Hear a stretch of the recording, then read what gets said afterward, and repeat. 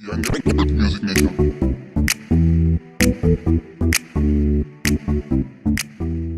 What's happening, guys? Welcome back to my channel. This is Cash Talks, the place where you guys get to become the best version of yourself. So in today's video, I'm going to be speaking about relationships. I feel like everyone always wants to speak about relationships, whether it's getting into a relationship, whether it's coming out of a relationship, whether it's going into relationship problems, whatever it is.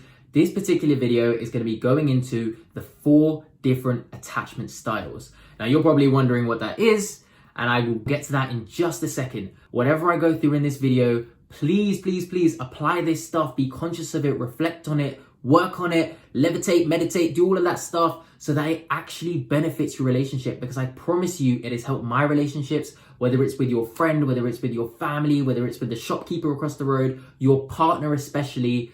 This will help you so much. So I said that there were 4 different attachment styles, and these are the 3 insecure attachment styles and the 1 secure attachment style. And remember, one is not worse than the other. It's just a matter of understanding what your partner is, what you are, and how you can balance off of each other based on knowing what that person needs and what you need. You guys are going to be a mix of all of these attachment styles. One is just going to be more predominant than the other in that relationship. So for example, you may have one attachment style with one person in your life and a different attachment style with a different person in your life, which is why it's important to know all of them, so you know for each relationship that you have, that person's like this and I'm like this. I need to change myself to be like this for this person, and that person can maybe change themselves to be like this for me, etc. So the first type is the anxious attachment style. Now, this type of person, they have a very positive perception of the rest of the world, but they have a very negative perception of themselves. What that means is they see everyone else as being perfect, but they don't see themselves as being good enough. They may not openly express to the whole world saying, I'm not good enough, but what they will do is show it through their actions subtly. They may overplease their partner, thinking that partner is too amazing and I'm not good enough for them, so I need to overplease that person. They may go out of their way to hold on to the relationship because they're thinking, if I lose this person, I'm not good enough for anyone else. It may even be even more subtle than that, where their partner compliments them on something and they're just like, no, I don't believe that internally. The point being is that they ultimately don't have a very positive view of themselves, and as a result, will show that through their actions. Now, the thing about the anxious type is that this person craves intimacy. They really need intimacy.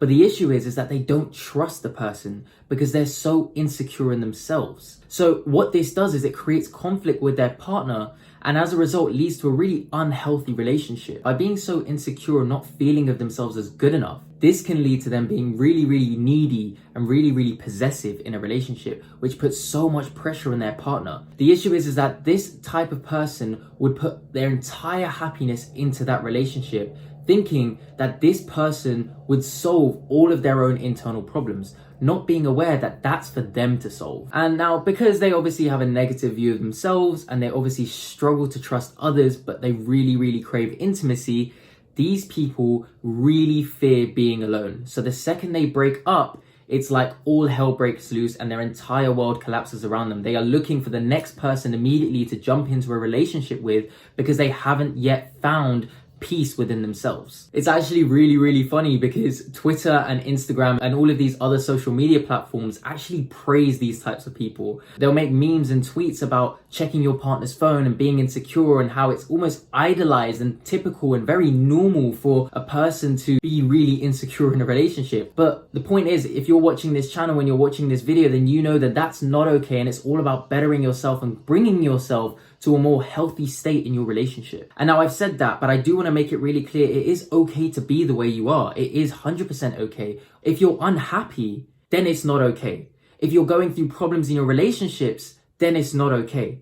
Then it's a matter of how can I change these things to be better, to live a more happy, fulfilled life. So if you are like this, definitely let me know in the comments. And if your partner is like this, what they need is stability. They need attention. They need affection. They need to feel loved. And of course, that is for them to also feel in themselves. But as a partner, it is also your duty to give that and provide that. Also encourage them to maybe check out the next video I'll be releasing on how the anxious type can change their type to a more secure type. Now, the second one is the avoidant type. These people have a very, very, very positive perception of themselves. They think they are amazing. They think no one is even good enough for them. And that is why they have a very, very negative perception of the rest of the world. And as I said about the anxious type, they're not necessarily gonna express it to the world and be really arrogant. They don't have to be so arrogant and say, oh, I'm amazing. But they'll show it through their actions. They may not prioritize their partner. They'll find faults in their partner. They'll always think the grass is greener on the other side. They'll always say, you're not good enough for me through their actions. And that naturally will lead to a lot of relationship problems. The one thing that the avoidant type will always do is that they will always prioritize everything but their relationship. The typical way of describing them is that they would work 80-hour weeks and not have enough time for their relationship. Or they'll be always chilling with their friends and not having enough time for their relationship. They'll always put everything else on a pedestal but their relationship because they struggle to be intimate. I said the anxious type loves to be intimate, but the avoidant type is the total opposite to the anxious type and struggles to be intimate. They fear being dependent on their partner. They think that they should be independent and their partner should be independent and feelings shouldn't necessarily be discussed, and they're extremely dismissive about that. But it's okay to be a little bit dependent. Not extremely dependent like the anxious type, but not necessarily completely avoidant either. Now, of course, they struggle to be intimate, but what they do have is a lot of trust. They are very trustworthy individuals and they are okay trusting others. And this is because they're very secure and have a very positive perception of themselves, unlike the anxious type. Now, if this is you, I strongly suggest you wait for the next video that I'll be releasing on how you can change it. But having awareness really helps in these kind of situations. I myself used to be a very avoidant type. I would spend all of my time working and I would be avoidant to everyone around me, my family, my friends, and my partner. Once I became aware that actually what I'm doing is just solely focusing on me and having a negative perception on my partner, for example, and always finding faults, I immediately knew I had to start finding gratitude in the people I was around and start finding more positive aspects about them. And that helped me boost myself from an avoidant state to a more secure state. And obviously there's lots more to say about the avoidance, so definitely comment below if you are the avoidant type, and I will be releasing a video on how you can change it. Now the next one is the anxious avoidant type. Now this is a combination of the anxious type and the avoidant type. They have a very negative perception of themselves. They don't think they're good enough, but they also don't think the whole world is good enough. Just how the anxious person is very intimate and the avoidant person isn't very intimate, and the anxious person doesn't have a lot of trust, but the avoidant person has a lot of trust. The anxious avoidant doesn't have trust and doesn't have intimacy. They struggle to be intimate at the same time as struggle trusting people. And through their actions, they will show this by, for example, staying in an abusive relationship because they don't think they're good enough to find someone better, and despite knowing that the other person also isn't good. Or they may stay alone out of fear rather than security because they don't think they're good enough and they don't think anyone else is trustworthy enough. A typical way to describe these types of people is by saying the words, I worry about being hurt. They worry because they're insecure, and they worry about being hurt because they struggle to trust others because they don't have a positive perception of the rest of the world. Usually, this is the minority, and usually it's associated with a lot of traumas when they were growing up. In fact, a lot of these types are associated with a lot of upbringing and things that have gone on in your life which have led to you to be like this. And if you want, I can definitely make a video on that and go more deeper into each specific type about what's caused for them to be that way and obviously how they can change it. Now, before I get into the next type, which is the secure type, I want to say one very specific thing. Insecure attracts insecure. Secure attracts secure. So if you are any one of these three, naturally you are going to attract someone else who is one of those three as well, which could potentially lead to an unhealthy and toxic relationship as you both have things that you need to work on. But the good news is that you can work on these things whilst being in a relationship to get both of you to a state where you are both secure, at which the relationship begins to transform in a completely different way. Now it becomes more about genuine love for one another, rather than just finding one another to complete each other and make each other whole. So the secure type has a very positive perception of themselves and positive perception of the rest of the world. And this is shown through their actions. They are okay being by themselves, and they're okay being in the relationship and prioritizing it accordingly in the right way. They're not too overly obsessed with the relationship, but they're not to the point where they're completely dismissive of it either. They have the perfect balance. And equally, they can accept rejection.